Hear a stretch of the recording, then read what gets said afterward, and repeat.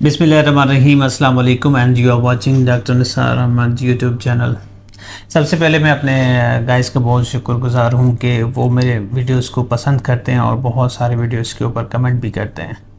अब दो important video series में स्टार्ट करने जा रहा हूँ अपने यूट्यूब चैनल पे, ताकि मैं यहाँ पे जब तक हूँ मलेशिया में तो मैं आप लोगों को उस तरह से गाइड करूँ, क्योंकि जब मैं यहाँ पे आया था तो बहुत सारे इश्यूज़ थे कि यूनिवर्सिटी में एडमिशन्स लेना।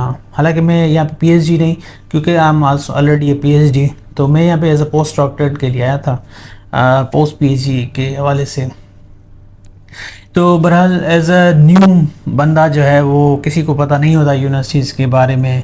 मैंने बहुत सारी यूट्यूब पे भी सीरीज सर्च की, कोई कौन सी कहानी बता रहा है, कोई कौन सी कहानी बता रहा है। सो बहरहाल बहुत चैलेंजिंग एक प्रोसेस था, और जब तक बंदा यहाँ पे आए और पहुँचने के बाद भी बहुत सारे इश्यूज़ हैं जो बच्चों को फेस करने होते हैं। सो मैं चाहता हूँ कि इस वीडियो सीरीज़ के थ्रू जो है मैं कंप्लीट इंफॉर्मेशन दूँ बच्चों को, स्टूडेंट्स को, जो भी आ रहे हैं एज अ वर्कर आ रहा है, एज एम्प्लॉयमेंट के हवाले से आ रहा है, विजिट वीज़ा पे आ रहा है, या वैसे ही एज ए स्टूडेंट यहाँ पे एडमिशन लेके आना चाहता है, तो उसको किस तरह के इश्यूज़ हैं जो हमने ख़ुद फेस किए थे। हमने तो बहुत सारी तकलीफ़ें जो है देख के फिर इधर हम पहुँचे। सो हालांकि एवरीथिंग वाज कंप्लीट, बट आप इस तरह इजीली यहाँ पे किसी भी कंट्री में even though you can not move, तो इस हवाले से ये सीरीज़ आपको सपोर्ट करेगी इंशाल्लाह, क्योंकि जो चीज़ें हमें रिक्वायर्ड थी वो किस तरह था वो कंप्लीट प्रोसेस में आपको इसमें समझाऊंगा सीरीज़ में। पहले हम देखेंगे कि कहाँ पे मलेशिया में स्टडी करनी है आपको, किस यूनिवर्सिटी में और क्यों करनी है वहाँ पे। उसके सिर्फ ये नहीं है कि यूनिवर्सिटी ऑफ जैसे मलाया है, यूनिवर्सिटी ऑफ टेक्नोलॉजी मलेशिया है, यूनिवर्सिटी ऑफ साइंस मलेशिया है, या यूपीएम है, या बहुत सारी और यूनिवर्सिटीज़, प्राइवेट यूनिवर्सिटीज़ भी मलेशिया में हैं। मलेशिया एक आजकल तो इसकी इकोनॉमी इतनी ज़बरदस्त है कि एक तो रीज़न यही है कि इसकी इकोनॉमी बहुत स्ट्रॉन्ग है, और दूसरी ये है कि इसकी जितनी भी यूनिवर्सिटीज़ हैं, मतलब जो टॉप 5 में या टॉप 10 आप यूनिवर्सिटी सेलेक्ट कर रहे हैं, तो उनकी रैंकिंग जो है वो थ्रू आउट द वर्ल्ड बहुत अच्छी रैंकिंग है। उनकी क्यूएस रैंकिंग बहुत अच्छी है, एशिया में रैंकिंग उनकी बहुत अच्छी है। विद इन मलेशिया जो इनकी पब्लिक सेक्टर यूनिवर्सिटीज़ हैं उनकी रैंकिंग बहुत अच्छी है। जैसे यूनिवर्सिटी ऑफ मलया, बहुत टाइम से ये जो है वो अच्छे रैंकिंग पे आ रही है। यूनिवर्सिटी ऑफ टेक्नोलॉजी मलेशिया है, पेट्रोनास यूनिवर्सिटीज़ भी हैं, वो भी यूनिवर्सिटी बहुत अच्छी है। सो बहरहाल अब ये है कि उसमें एडमिशन प्रोसेस, एक तो जब आपकी एडमिशन कैसे लेनी होगी, बैचलर, मास्टर्स और पीएचडी, और even though if you are coming for the post doctorate, उसकी की रिक्वायरमेंट्स क्या होंगी, एक तो ये हम समझेंगे। उसके बाद जब ये चीज़ें हो जाएंगी, क्योंकि यहाँ पे एडमिशन 92% एक्सेप्टेंस रेट है, 92 to 95% आपका एडमिशन यहाँ पे हो जाता है इजीली, अगर आप थोड़ी सी मेहनत करेंगे। तो जब एडमिशन हो जाती है तो फिर उसके बाद सेकंड मेजर जो आ जाता है चैलेंज, वो होता है वीज़ा का। यहाँ पे मलेशिया में ये अच्छी चीज़ है कि वीज़ा आपको इजीली मिल जाती है as compare to the other countries, जैसे चाइना, यूएस, बाकी कनाडा या बाकी कंट्रीज़ को आप लोग देख रहे होते हैं। तो वहाँ पे वीज़ा प्रोसेस थोड़ा सा डिफ़िकल्ट है, उसमें बहुत सारा काम आपको ख़ुद भी करना होता है, इंटरव्यूज़ देने होते हैं, इमिग्रेशन, एम्बेसीज़ के चक्कर। यहाँ पे इस तरह का चक्कर नहीं है। तो वो कैसे होगा, वो कंप्लीट वीज़ा प्रोसेस। फिर वीज़ा के बाद जब आप ट्रैवल करते हैं तो ट्रैवलिंग आपकी कॉस्ट और ट्रैवलिंग का तरीक़ेकार क्या होगा, वो अगर आप एज एम्प्लॉई आ रहे हैं, as a post doc student आ रहे हैं, एज ए स्टूडेंट होके आ रहे हैं, एज अ एम्प्लॉयमेंट के लिए आ रहे हैं, एज अ विज़िटर आ रहे हैं, तो वो सब मैं आपको इस सीरीज़ में बताऊंगा। तो ये एक बड़ा चैलेंज भी है हमारे लिए कि हम कैसे आएँ।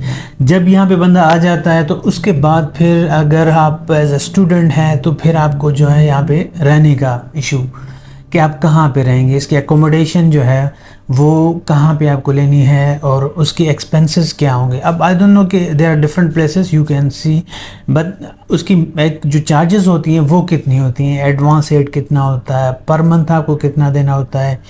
अगर जैसे मैं अपने यूनिवर्सिटी ऑफ टेक्नोलॉजी मलेशिया का एक्सपीरियंस शेयर करूं कि उसकी यूनिवर्सिटी के अंदर आपको कितना खर्च आएगा, यूनिवर्सिटी से बाहर रहते हैं तो कितना खर्च आएगा पर मंथ आपका, इसके अलावा आपकी जितनी भी लिविंग एक्सपेंसेस हैं, कॉस्ट एकोमोडेशन के हवाले से है, हेल्थ इंश्योरेंस यहाँ पे पॉलिसी बहुत स्ट्रॉन्ग है स्टूडेंट्स के लिए, स्पेशली वर्कर्स के लिए नहीं है मगर उनके लिए भी जो है वो अगर करवाएंगे तो वो कौन सी होगी, कितने में होगी ये। उसके बाद जो है आपके मंथली बिल्स वगैरह जैसे इलेक्ट्रिसिटी, वाटर का बिल और बहुत सारे एक्सपेंसेस, आपके खाने पीने का बिल और ग्रॉसरी वगैरह का रेट वगैरह ये कितने होंगे, हर एक चीज़ का मैं जो हमें ज़रूरत की चीज़ें हैं उनका मैं आपको लिस्ट डाउन करवाऊंगा। आप खुद हिसाब लगाएं कि पर पर्सन 2% 3% आप आ रहे हैं तो कितनी चार्जेस होंगी।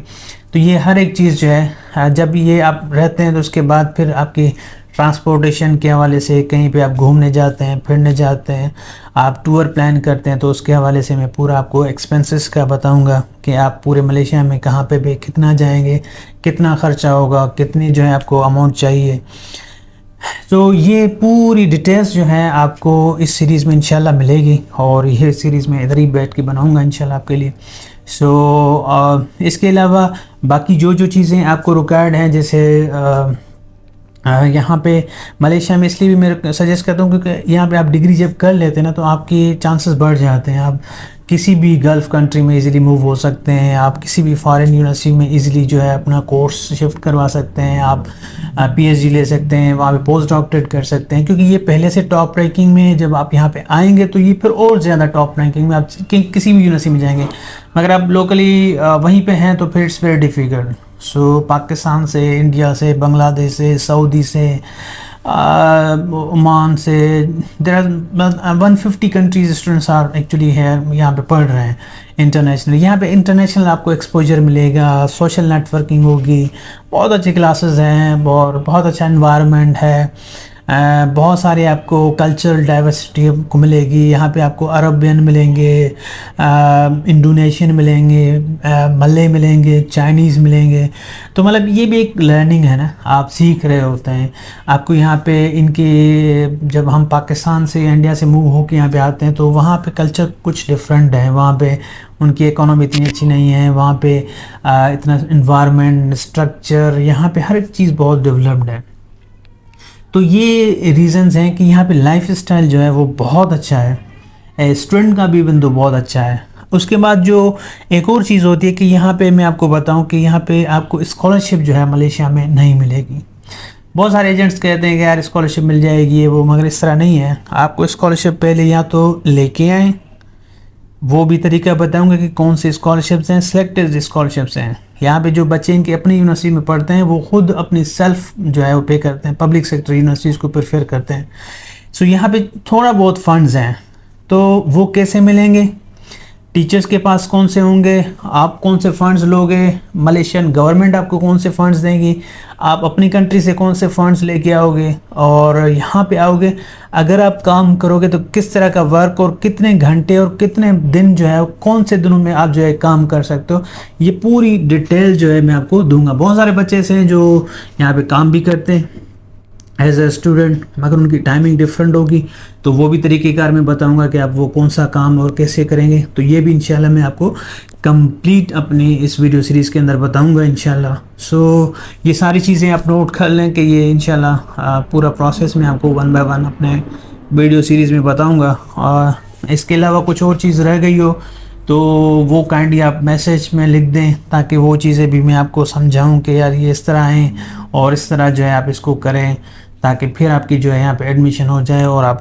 पीसफुली यहाँ पे आ जाएं। इसके अलावा अगर आपको गाड़ी भी लेनी है यहाँ पे, जैसे मैंने बहुत सारी इधर ख्वारी की थी गाड़ी के लिए, सो उसकी प्राइसेस क्या हैं, कितने तक गाड़ी मिल जाती है, कौन सी गाड़ी लेनी चाहिए जिसकी फिर रीसेल भी हो, और इस तरह बाइक लेनी है तो वो कितने की मिलेगी, अगर कार लेनी है तो कौन सी लेनी चाहिए।